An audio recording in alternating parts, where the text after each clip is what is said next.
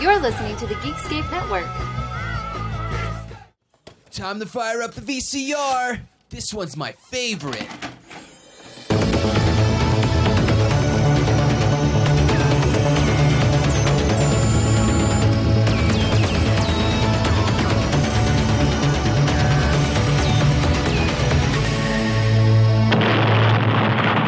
That was gold. Welcome to Analog Jones in the Temple of Film. I'm Steve. And I'm Matt. And we're a VHS podcast that looks at the box art trailers and behind the scenes. And we're moving on to number 3 in this franchise review. Matt, tell them what we watched. For our Malian month. How had we not made this joke yet? It's in May. Malian. In our Malian month, we made it to Alien 3 with the little 3. 3 times the suspense. 3 times the danger. 3 times the terror. Alien 3, rated R. Aliens to the third power. Even though there's only one alien. So yeah, yes. This is interesting. It goes alien, aliens, alien third power thing. Whatever that means. You think at one point they planned on having multiple different animal aliens, because they sure did in the toy line. Aliens! Yo, Hicks! Something big is in the air! It's the alien flying queen! And her gruesome gorillas! Send in the ultimate space marine, K-Tax, disguised in his big, bad bug suit! He sneaks in and takes him out! But the flying queen unmasks him!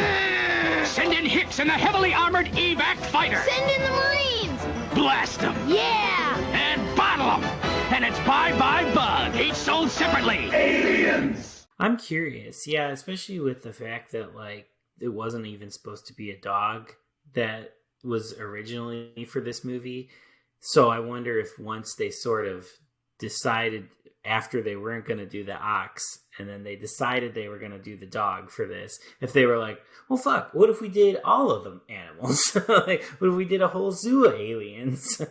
That's actually the thing that I am still shocked to this day, that we have not had something on Earth or another planet where they are, the eggs are loose in a zoo. Yeah, because then you can make all the things that were to the toys into aliens. Like the bull one we were talking about before we were recording, I feel like everybody had that toy, you know, the because it was cool looking. And you could have that in a movie. Why not? I mean, the bull, the gorilla, the snake, the scorpion. I mean, who doesn't want to see an alien scorpion? Even though that's kind of just the face hugger in a way. But still, it's just like another deadly sort of monster in these creature heavy effects movies. You know, if they would have made this in, say, 98 or something like that with a bunch of prosthetics, those things would look amazing. Yeah, I would love it. But maybe they were trying to stay away from Gremlins 2, the new batch. Maybe. Who knows? I know that they were trying to stay away from Terminator 2 when this movie was coming out, and there's comparisons to that, especially the end. So there was that.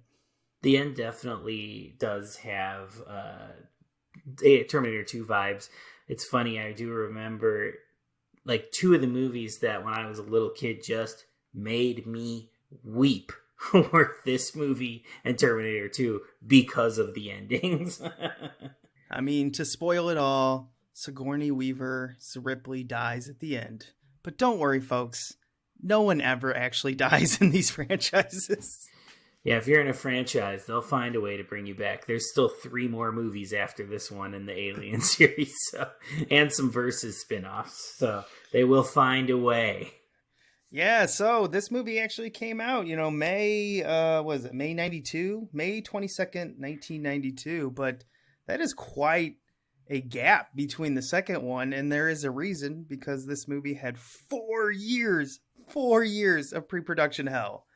And we don't have time to go through all of it, but you can go and read and watch everything about it, because there's hours upon hours of shit out there about this. It's ridiculous. We would have to do like a 3-hour podcast on just the making of this movie to go through all the problems. But basically, it just is one of those troubled productions.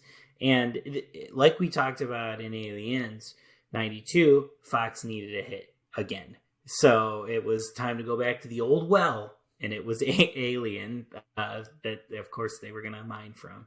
Yeah, the only thing I want to talk about is there could have been a world Rennie Harlan directed an Alien film. I'm just saying. I mean, I want to live in that alternate dimension for sure. The guy who does Nightmare on Elm Street 4 almost got Alien 3. And Alien, I think he was planned on having Alien 3 and 4 because they were going to do them back to back.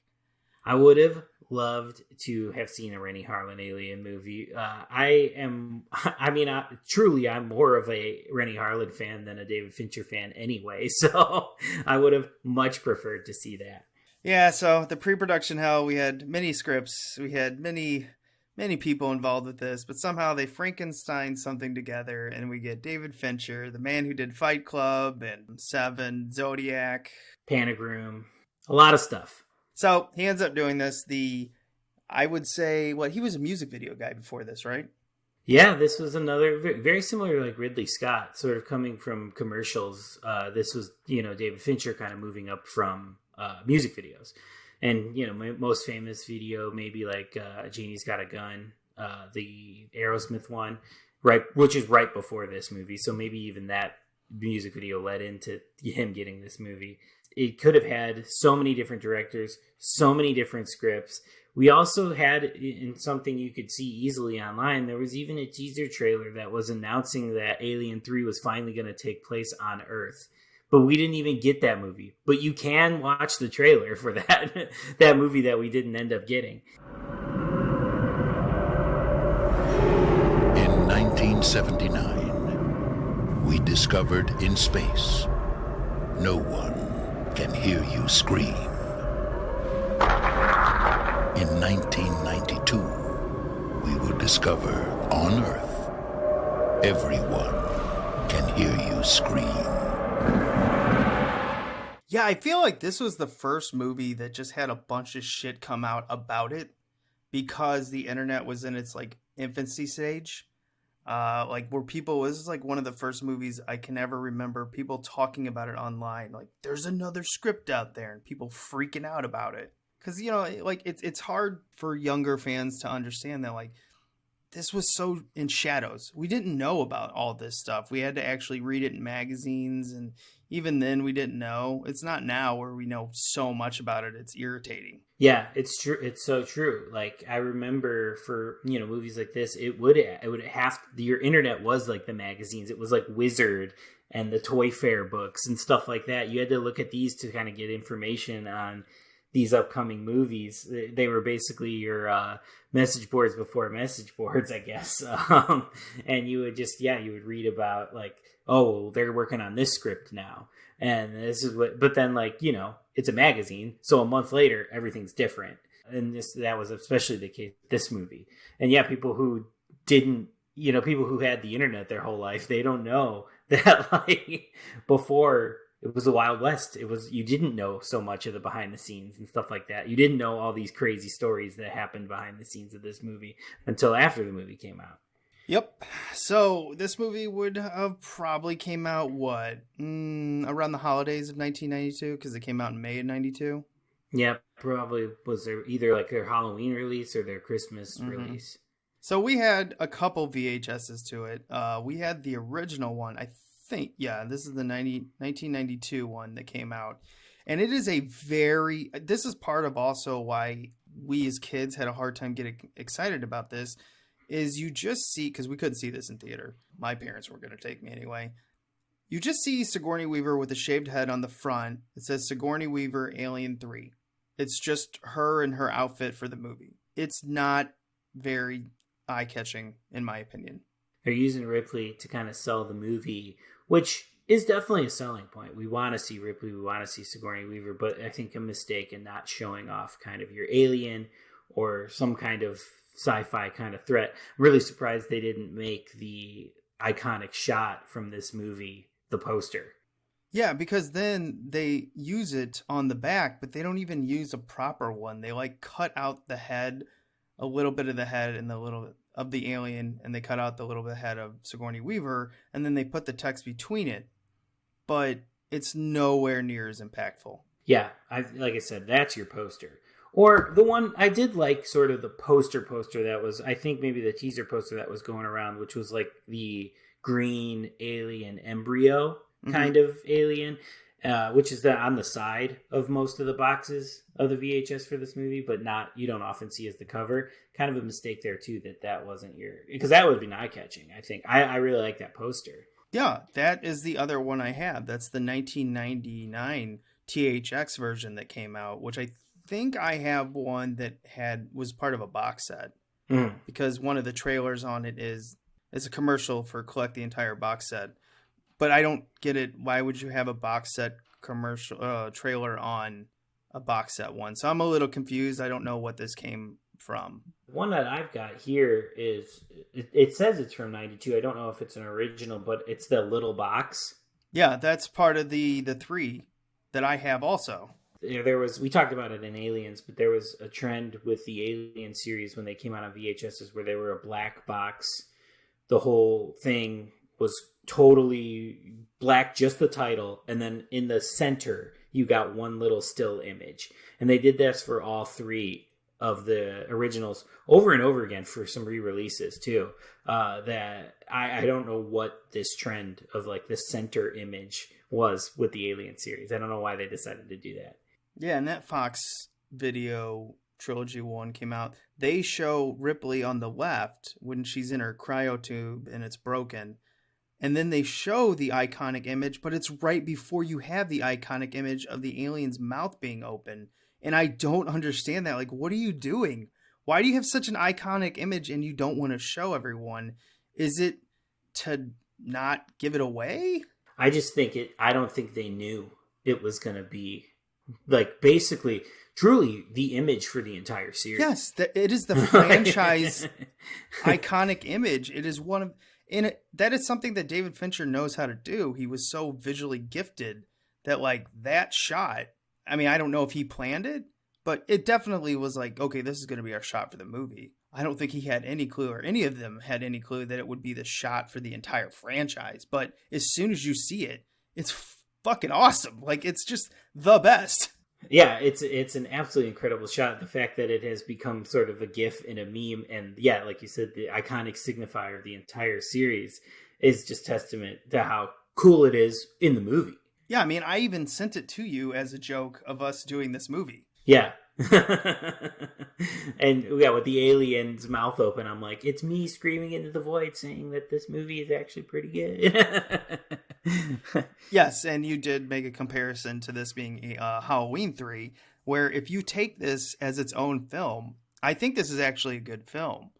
Not to give away my whole thoughts of the thing at the end of this, but I think if this isn't Alien and it's just a post-apocalyptic, alien in a, I guess, tunnel box. That's what I'm going to call this whole thing that they're in. I don't know. Like, all these tunnels are just annoying to me. Like, how do you make tunnels upon tunnels interesting? And you can see them struggling trying to do that. I think they're interesting. I think this movie is visually, on paper, what probably sounds really stupid of like tunnels on tunnels on tunnels. I think they have made it like visually stimulating, though. Oh, so we found our first difference of opinion, because I found the tunnels just like, so you just have people running around tunnels from an alien? Okay. See, I think it was too big. I think what made the first one interesting is the ship is smaller. There's only so many spots that it can hide. With this one, this is like a huge, I guess, smolting prison. I don't know what. I struggle with this entire environment. I know what they're trying to sell, but I struggle with it. Yeah, I think they're selling us basically a prison planet, or a wooden planet. I know was one of the things mentioned or whatever. But they have this whole planet, and we're basically in a facility, I guess, on this deserted prison planet, and go through the whole facility. So there is a ton of people within this facility. It's not like an entire planet's worth of people, but we're in this one place, and it still feels like maybe the biggest cast of the whole series, I want to say, because even by the time we get to 4, we kind of pare it down a little bit. So, but this one's got if you're into bald dudes, this one's got a bajillion bald dudes all over this facility. See, I found that Alien 3 and Alien 4 feel like the biggest casts, because there's just so many characters running around, and half of them I don't even know who they are. They're just like faces. It's just faces in a void, like just a giant prison that's ugly to look at. Like, we're gonna have huge differences of opinions in this, and that's fine. I mean, that's kind of what this movie's entire existence is: dramatically different opinions everywhere. Say it throughout, but like, I've always really defended this movie. I've always really loved this movie, truly, because of, I like that it feels like kind of the biggest one so far with the cast. I like that it's back to one alien. I like that fucking Newt's out of here. Like, I like so much about what some of the choices that they made in this one. I also get why people hate it. So here's another thing we have to decide. I have 1, 2, 3 different VHSs of this. I don't know why I have 3 different. I just do. So which one should I read? Should I read the original? Should I read the original box set? Or should I read the THX version from 1999? Well, you do the one that I have then, which is the little box. So 92, little box in the center, Ripley in the cryo on the left on the back. That's the one that I have. So the final chapter of the most terrifying saga in science fiction history. Because we should explain at this point, everyone thought the franchise, this was it. We were done. Ripley's dead. Alien's dead. That's it. The franchise is dead. And clearly they were correct. We don't have another Alien film. 5 more years it took? Not that long. So, Lieutenant Ripley, Sigourney Weaver, is the lone survivor when her crippled spaceship crash lands on Florina 161. Is that how you say that? Furina, maybe? I don't even know if they ever say it. I'm sure they do. We could probably get a clip of it, but I'm not finding it. Let's just say they never say it. Okay. A bleak wasteland inhabited by former inmates of the planet's maximum security prison. Ripley's fears that an alien was aboard her craft are confirmed when the mutilated bodies of ex-cons begin to mount. Without weapons or modern technology of any kind, Ripley must lead the men into battle against the terrifying creature. And soon she discovers a horrifying fact about the link with the alien, a realization that may compel Ripley to try destroying not only the horrific creature, but herself as well. 1992, approximately 115 minutes, and it's in color, folks. Always love that they put that at the end of these VHSs. I don't think they do that with DVDs anymore.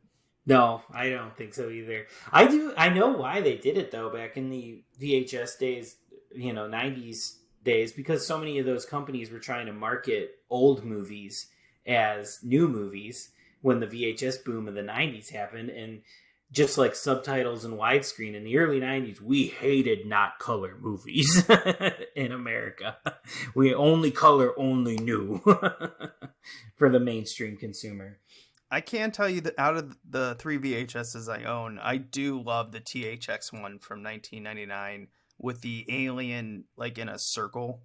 Yeah, that like kind of embryo kind of looking alien. Yeah, I love that. And I guess logo. that's supposed to be the queen inside of her chest. Oh yeah, that makes sense. Yeah, I guess. I don't know. Because it's not the dog alien. Yeah, it's supposed to be the queen inside of her. I guess what they're saying is before the queen died, it somehow sent some type of embryo into the ship, which a facehugger got into. I don't know, because then the queen would have to have multiple facehuggers, because didn't one... you know what? Let's put it in the tape. And now, our feature presentation. We get no trailers except the 99 THX one that tells you to get the box set, but I don't know if this is part of a box set. I just have it on its own. Yeah, I have not seen the box set trailer. I'm watching the one that you read from, and that definitely did not have any trailer. No, it's just like, you already bought it. We don't care. Here we go. So yeah, it shows her crash land onto this very ugly planet, and it has a post-apocalyptic view, and we notice right away that the greens from the first one are gone. The blues and like the blinding lights from the second one are gone. Now we have kind of like soaked everything in, I don't know, burnt beige. Is that a fair assessment? Fire orangey, definitely hell apocalyptic kind of colors for this one. The bright colors of the greens and the blues, totally out the window. We are muted. But what I notice is the marketing of this film is definitely green, green, green. I wonder, too, if that was just to call back to how this one does kind of feel more tied to the first one as opposed to Aliens, because we have a single alien. It's just kind of Ripley and the team focused on this single alien. So I wonder if this, like, the green in the marketing is just the callback or link to the first one that this one definitely feels like. And that is another reason why I like this one so much, is it does feel kind of the most in DNA with the first one. It does, but at the same time it doesn't, in a way, to me, because the look is so much different. And I understand that David Fincher or whoever put this together probably wanted to break themselves away from the iconic first two. So I get it trying to have a different look. I do. I just feel like it is so much different that it kind of shocked audiences. My thing about that is like, sometimes you got to realize that I understand you want to break out and do your own thing, but at a certain point you might want to realize that the first two were good looks and there's nothing wrong with using it and taking that into your own story either. And I feel like a lot of these very visual people always have to do it. They have to be so much different than the original if you're going down, a franchise. But I also understand that you want to make it different. You don't want to just do the same thing over. So it's a tightrope. It's hard to walk down. Yeah, and I mean, like, this series is so kind of known for having a different director for each of at least the original 4 movies. Different vision, different kind of backgrounds, different people doing them. So does that mean then each time it's supposed to get a new look? Does it, or should we be keeping sort of more of the DNA of the originals? I don't know, but they're making a decision clearly. Well, I mean, I know Fincher would never come back to do a 4th one after the disaster of making this one, but sort of making the conscious decision to have a different filmmaker each time. They are probably looking for somewhat of a different look, but yes, this is a stark difference from anything we had seen before. You could tell that Fincher is coming fresh off of music videos. It has like this very steam, very hot, very wet kind of early 90s music video look to it. Yeah, and I noticed this one took the steam of the first one and the wetness of the second one and kind of combined them with a new color palette. So that was like definitely something I noticed right away that I liked. Because like the first one, there was so much steam. Like it was everywhere. And I'm not saying the second one didn't have it. Of course it did. But I just felt like the way James Cameron did it was, I don't know, it was just different. This one feels like it's combining those two, which I thought was a good kind of homage. And I don't know if they did it on purpose. I just felt like it was an homage. Yeah, probably. I mean, again, trying to keep some semblance of DNA within it. Maybe they just looked at the last 2 movies and were like, okay, this is a part of a look, this is a part of a look, but here's how we spin it this new way. I mean, there's no doubting that now, we had a 70s one, we had an 80s one. There's no doubting that this is very much an early 90s one. If you've seen any early 90s movie or music video or commercial, this is the look that you're getting with this one. In super, super thin widescreen, too. Like, this is like stretched to the limits of a screen, widescreen. I never had a problem with, it is quite a bit different than James Cameron's look of the second one, but I guess when I was younger, I noticed it, but I didn't care so much because I was just, looking at the story. And then we'll get into probably the first jarring part of this entire story is they kill 2 of the most iconic characters from the second movie in Newt and Corporal Hicks. That is a thorn in a lot of fan sides. And James Cameron said it was a slap in the face. A lot of the producers didn't like it. A lot of people didn't like the way the direction of this movie was going before the movie even started filming. It's very interesting to me, and that goes back to David Geyer's quote of 20th Century Fox didn't want to make a good movie. They wanted to make a date. Yeah, the camp, though, when this movie starts and Newt and Hicks are eliminated, I'm like, good. Not that I hated them that much or anything in the last movie. I'm all for like starting Ripley fresh here. I don't want to see the continuation of that story because then it's just aliens again. I want to see Ripley's continued sort of like trauma and how she's dealt with it and how she moves on and stuff like that with this. So when they're eliminated at the beginning, for me as a fan, just like the way that I appreciate these movies, I was all for it. I was excited that we were starting kind of clean slate with this. I get it. I get why it pissed people off. I totally get it. I understand. But for me, I thought it was exciting.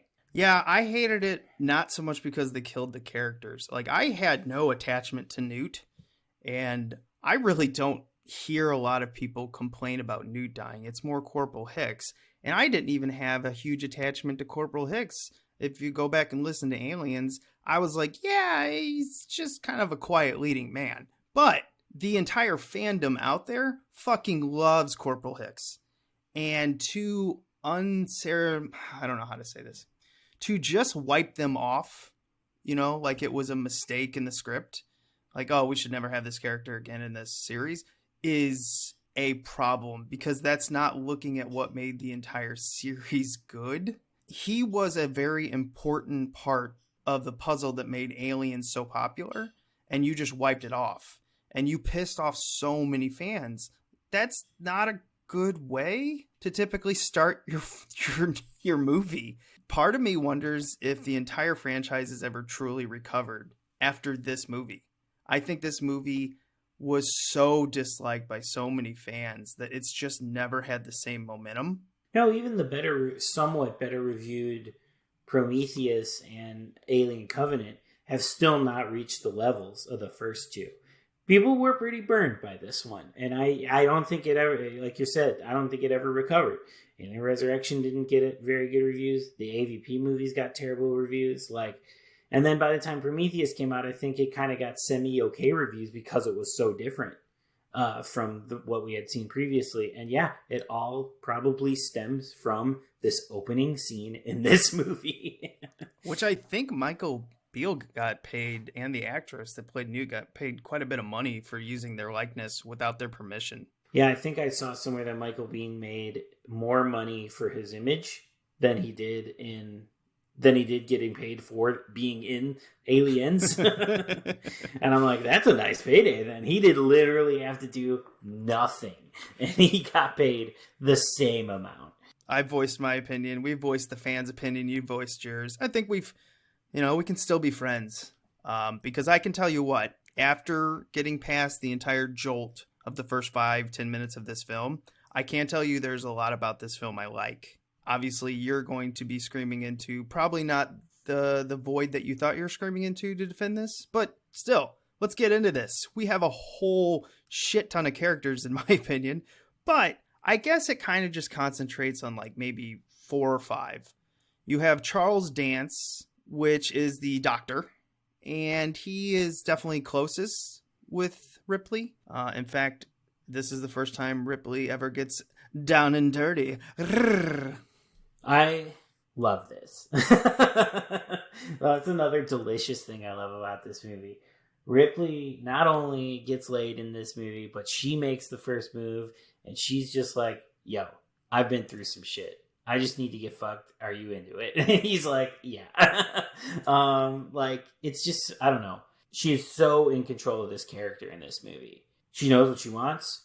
She's like been through the ringer, and she's just like, we gotta kill this fucking alien, and if I gotta die doing it, then fine, because I've seen it all, I've done it all. So yeah, I love that they hook up in this. I think it's great because it's not romantic; it's purely physical. Yeah, I think her entire opinion of the franchise comes through, at least at this point of the franchise, comes through her character. I don't give a fuck. I'm here for money. Kill my character. I'm not being in this.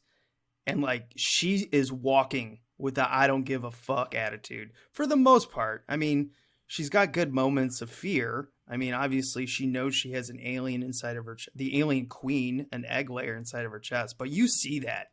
She is such a swag in this film. I think she's the boss in this. I don't think she's walking through it like I'm just making a payday. I think she's walking through it like I'm fucking Ripley. I'm fucking this series. Well, I mean, she requested or $5 million to be in this movie, and she did not want to work with 20th Century Fox. She didn't really like this script, but she liked that she had a chance to kill off her character and end it, and that's what she wanted, and that's the only way she's going to do this, and she got her way. So good for her. It feels very Jamie Lee Curtis throughout the Halloween series. Her whole thing was, I'm tired of just waking up, I have to fight an alien, and then going back to sleep, waking up, fighting an alien, going back to sleep. You know, she was tired of it. She didn't like how they changed certain things about her character in Aliens, even though she's kind of gone back and forth, and we talk about that in the first two films. With this one, she was tired of working with 20th Century Fox, and what's funny is, I don't even think they interfered a ton in those first two films, but this one, woo! So if she was tired of working with 20th Century Fox from the first and second one, just imagine her thoughts after this one. But she's back 5 years later, so it must not have been, I mean, the payday, but still, like, it must not have been too bad. I mean, like I said, from the first to second one, she got to raise every film, and she got big raises. These aren't tiny raises. She knows what she is to this franchise. And I think they even tried to write her out of this one in a way. Well, so in the back-to-back scripts, because they wanted to record 3 and 4 to save cost, I guess the third one was going to be more of a Corporal Hicks movie, and the fourth one is going to be more of a Ripley movie, and them coming together to defeat the corporation and their biological weapons that they were producing to take over. I don't know, whatever. Who knows what they were going to do with that? I've never read the script, but I guess she just got tired of 4 years of pre-production hell, and she's just like, kill my character, give me my money, let's do this. I think it's a fitting end for her in this movie. I think it again, if you're watching this movie without any of the knowledge of the troubled production, and yeah, maybe like you said, kind of watching it with a lens where you're not figuring in the first two movies, you're just watching this as a movie alone, the ending is very satisfying. Matter of opinion. I mean, I like that she died in this, but I don't think the ending's satisfying for me. I just thought it was just like, good, it's over. See, I found it, she is the one. She doesn't let the alien defeat her. She's the one that makes the choice to die. She's the, one that is carrying this queen. It's on her, and I like that she makes that decision. It's not like Halloween Resurrection, where Jamie Lee Curtis is killed off in the first 5 minutes by Michael Myers, who she's evaded for 20 years, Yeah, I can't. Yeah, definitely. I'm not saying you're making this comparison, but yeah, this is far superior to that by a million miles. Everything in this makes sense. Like, she should kill the alien. She should kill herself. She should end this because this damn corporation's never going to stop. I'm just saying at the end of it, I mean, compared to Terminator 2, it's nowhere near close to feelings. Like, when we lost the Terminator, I was like, oh, a part of the family has died. In this one, when she dies, I was like, good, let's go. I got it. I mean, she did the right thing. And also, doesn't it feel like odd, the end of this film? Not to get too far into this, but we're not going to break scene by scene on this. But doesn't it feel odd how it just like, they come there, they rush at the very end to grab the alien, and we just get like, no, they sent a familiar face. He gets smashed over the head, Lance Hendrickson, which I assume that was a human because it looked like it was blood. I'm always confused if that was supposed to be another model. No, it's the guy that they based it off of from the company. I mean, his ear is like hanging off. And they his ass would be out. He's not getting back up to look at her die. I always looked at this. I'm like, this doesn't make any sense. They're like using the blood of a human, but the reaction of an android. Yeah, probably because they didn't know. They were like, I don't know if we're going to have him be a robot or not this time, but we got Lance, so we'll figure it out when we get there. Make an ear cast for him. I can't tell you, I do like Charles S. Dutton, and I do like Charles Dance a lot in this film. I think Dutton, this is our first preachy character of the entire series. Why are the innocent punished? Why the sacrifice? Why the pain? There aren't any promises. Nothing's certain. Only that some get called, some get saved. She won't ever know the hardship and grief for those of us left behind. We commit these bodies to the void. Yes. Probably our only preachy character, I think. And he really is chewing these scenes, and in a good way. I enjoyed all of his monologues, even though I think they're a bit wordy, but I get it. I also like movies, it's just a taste thing, but I also really like movies where there are no good guys. And I like the fact that, like, yes, with Charles Dance and Charles Dutton, they are kind of featured heroes, I guess, of the movie, but they're bad dudes with bad pasts. Especially Dutton. He's like, I did this, I did this, I did this. I've reformed my ways, but I belong in this prison or whatever. I always like movies with bad guys that are our leads, and that's what this kind of feels like. And Dutton is kind of that bridge between sort of good guy and bad guy, because he was the bad guy, but he is now, like, you know, touched by God, preacher guy. So I think it works for this movie, and I think he's really good in it. The one guy, I don't know anyone's opinion on this, but Brian Glover, who plays the prison warden, oh, his voice is tough. His room of control. Here are the facts.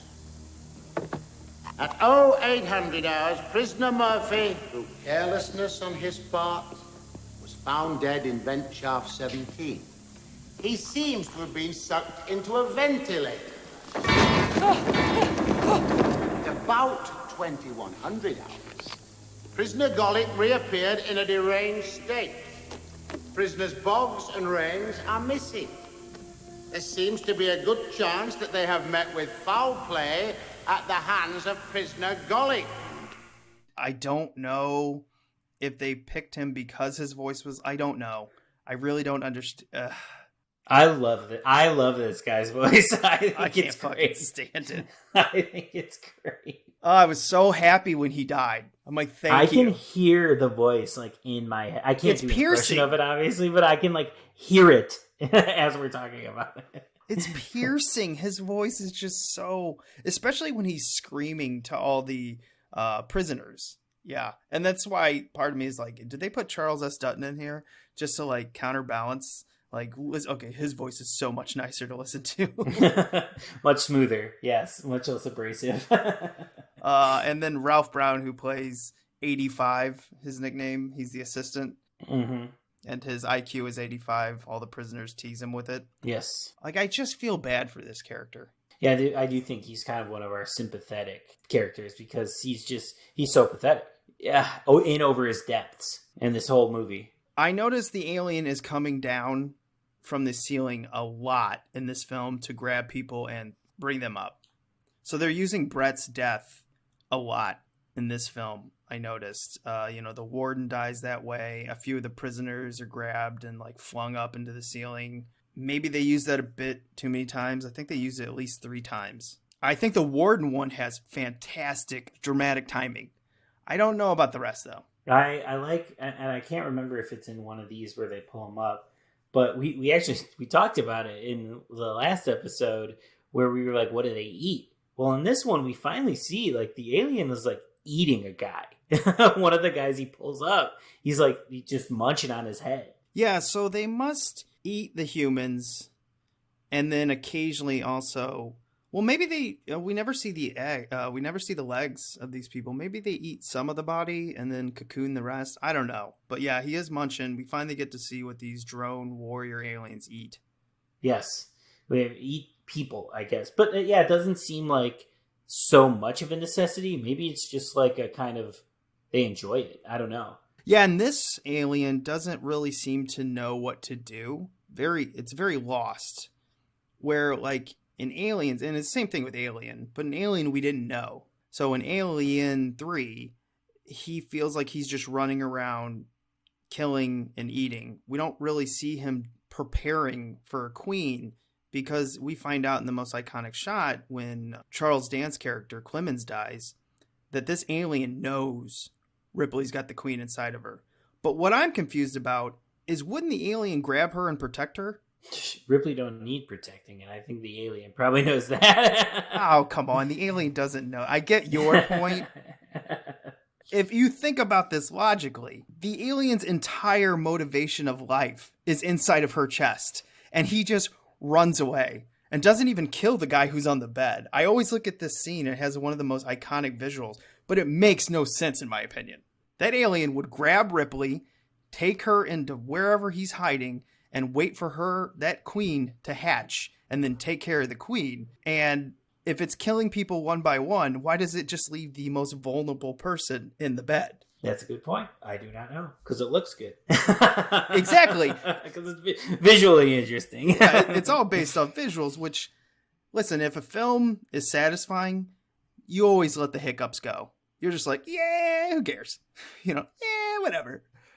With this one, I just kind of started to look at it and I'm like, the entire motivation of that alien drone is in her chest. And he's like, peace. You're good. See ya. Tied to the visual thing, also this alien, the dog alien, it is maybe the coolest looking alien of the series, maybe, or lead alien, I guess, in the series. When it does that iconic shot and it has like the little thing come out and stuff like that, I just think it looks so good. The effects are good. Well, we're not going to talk about the CGI, but the practical effects are super good, and the design of the dog alien is like really cool. Oh yeah, it's awesome. And I guess we should talk about, originally it was based off an ox. Yes. And I guess they based it off an ox because it made sense for this prison planet to have an ox instead of a bull to like do its work. Now, of course, that is all cut out. And then we got it replaced with a dog, Rottweiler. So for watching this, sometimes I don't know how you do it, but when I'm watching it for a podcast, I'm actually a little bit more invested. A lot of times if I pop on a movie, I'm like, it's in the background. This one I was watching and I didn't realize until this one that alien is way too big to come out of that dog, because it just shows a little hole in the dog. And then it shows basically an alien the size of a dog. And I realized why. Because initially they had this coming out of an ox. Yeah. So it would make sense. And now it doesn't, but whatever, just let it go. It's, again, this is just part of the problem of the production. This is not the CG artists, it's not their fault. They're just following orders, but certainly the size doesn't make any sense. Yeah, but again, it looks cool. So I'll forgive it because it's a cool looking fucking alien. Yeah, and it's weird, though, because, like, this one, the birth of the dog alien / ox alien or bull alien looks good, but then there are scenes when it's running, it does not look good. Like, it aged poorly. And, didn't they win the Oscar for CGI in this year? I think it did. I think it won the award for Best Visual Effects, not makeup. Nowadays, obviously, it's super fucking dated. I heard someone talk about it, like, it aged poorly even in the 90s. Yeah, it doesn't look like, I'm trying to think of, like, I guess it doesn't look like Jurassic Park. It doesn't look like Terminator. It looks kind of computer-y, PlayStation 1-y, like what we would kind of come to know as, like, the Sci-Fi Channel CGI is kind of what it looks like here. I forget the two visual artists started their own company that used to work for Stan Winston. Yeah, we got Alec Gillis and Tom Woodruff Jr., Yes. who are sort of, again, more like David Giler and Walter Hill are sort of like ambassadors for the whole series now at this point. They do everything with the series. Oh, they did such a fantastic job. The evolution of these xenomorphs are just so damn good.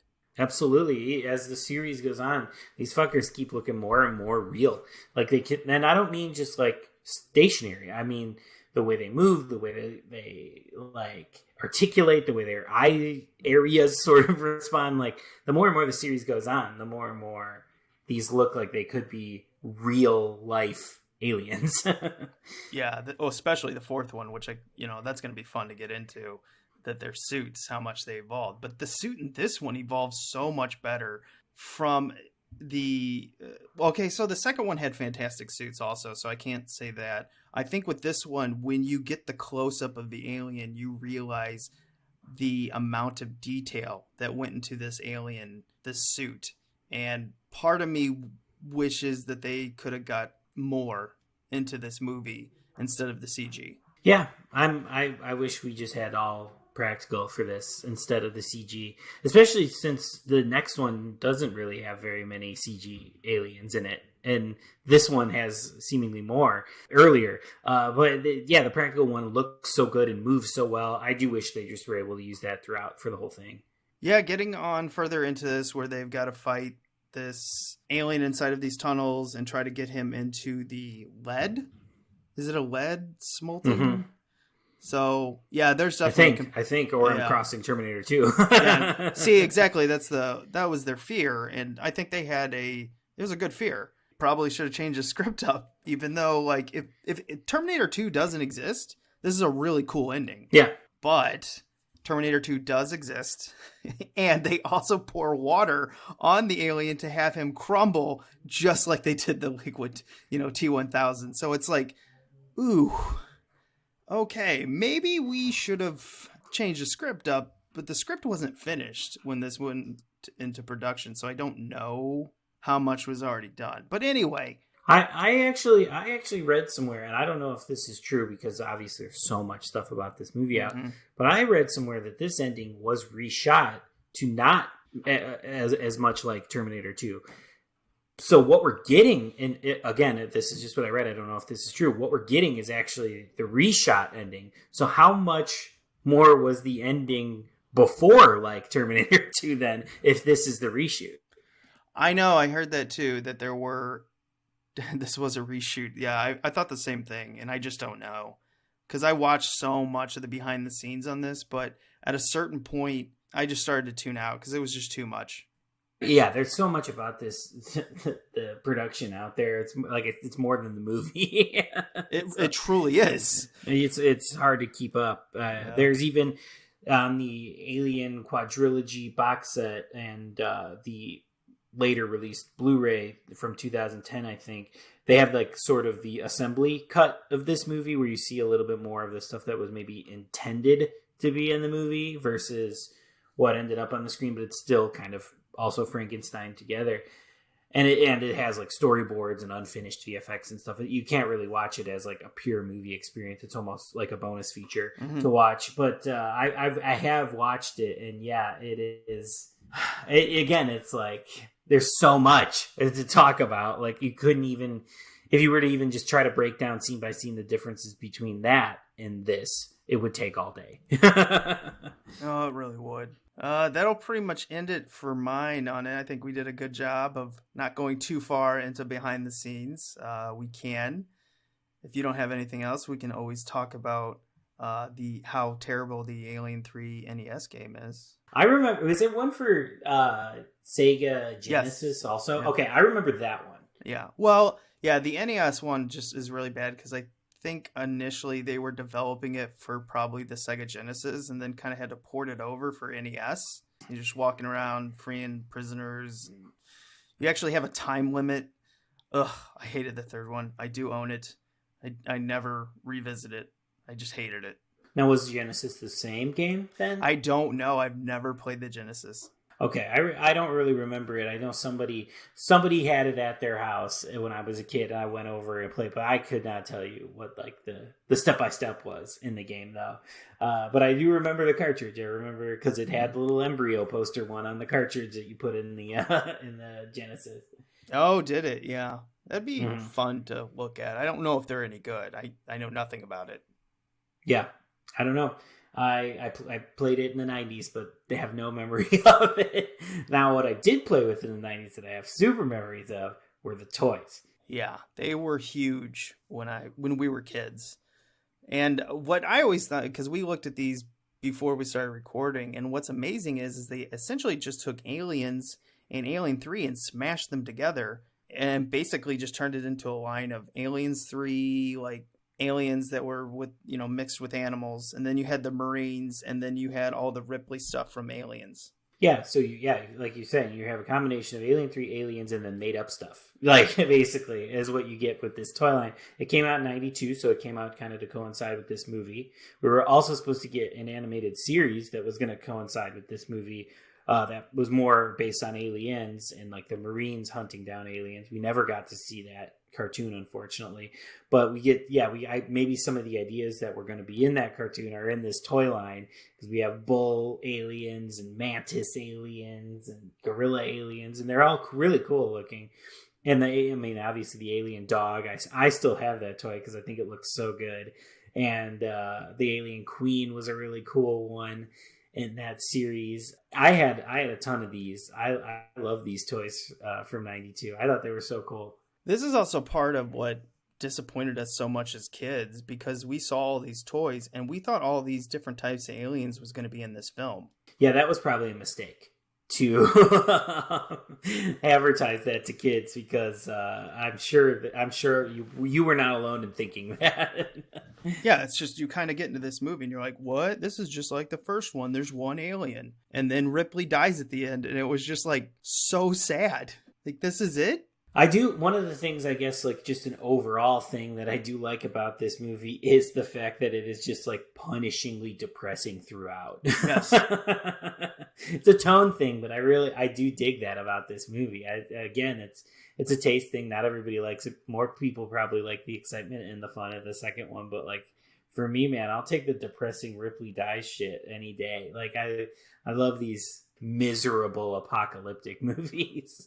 I do like a miserable apocalyptic movies. And like I said, like if this movie was just on its own, I think it would be really good. The problem is it's part of an Alien franchise, and you just pissed off so many fans for so many different reasons too. From the beginning, if you're a Hicks fan, you're done. If you like having a bunch of aliens and alien queens and stuff, not in here. Like if you wanted it to be like guns and, marine play and stuff like that, not here. Like this one alienates, for lack of a better word, alienates a lot of fans. Yeah, if you want a fun, happy ending, or at least, where the hero can go off into the future and live their life, you're not getting that either. No, because it's the final chapter type ending here, because how could they possibly bring Ripley back if after this? Yep. Come back next week. We'll tell you. And it's the most 90s way of bringing someone back. Yes, you can figure it out. All right, that'll end it this week. We'll go on to the museum.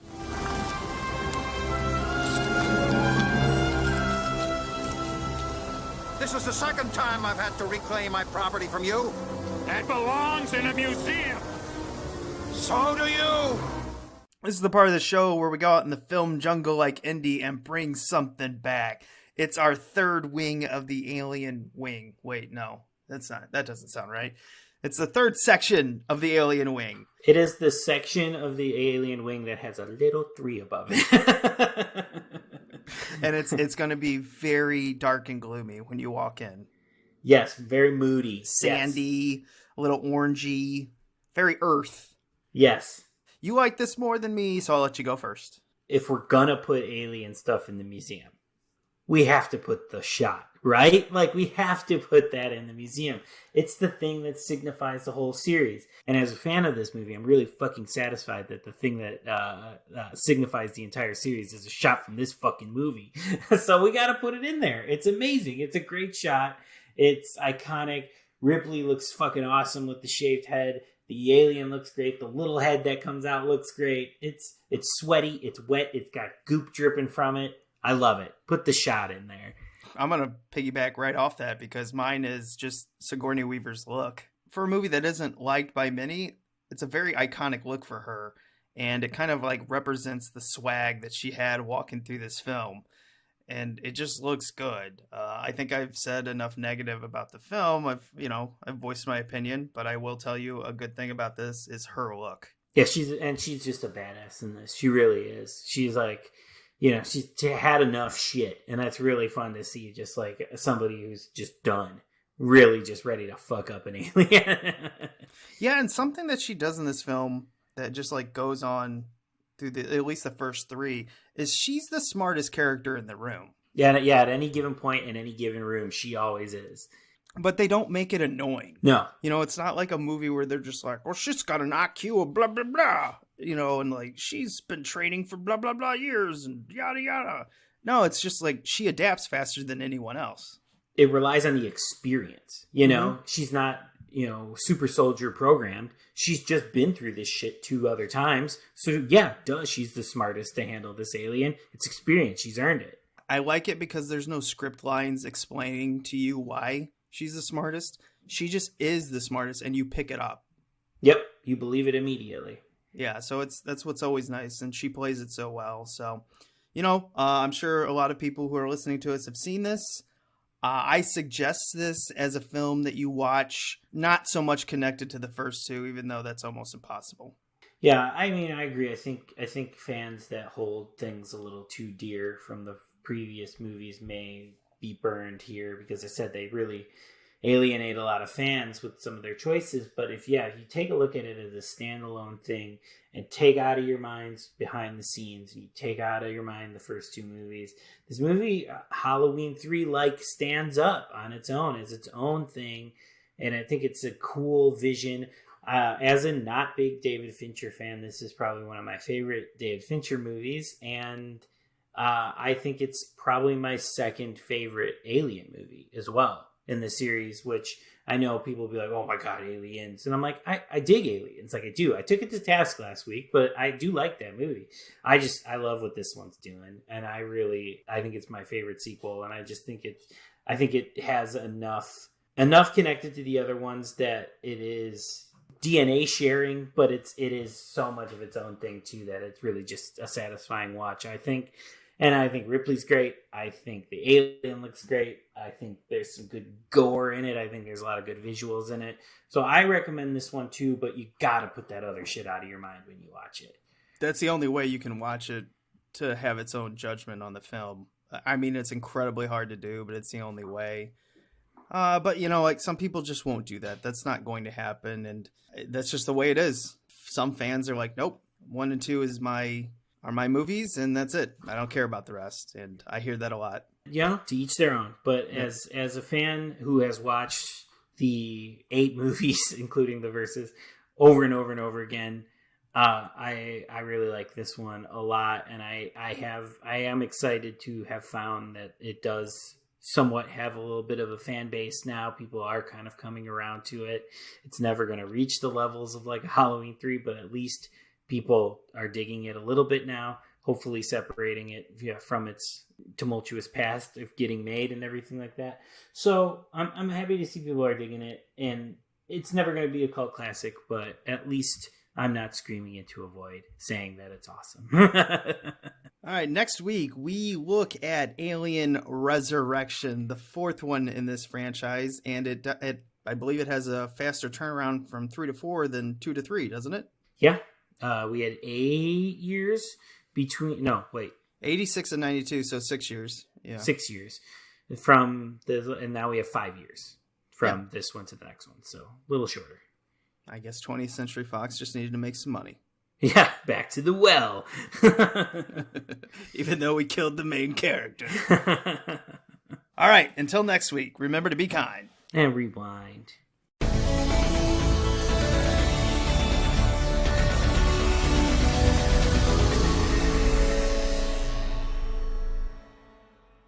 You're all gonna die. The only question is how you check out. Do you want it on your feet? Or on your fucking knees? Begging. I ain't much for begging. Nobody ever gave me nothing.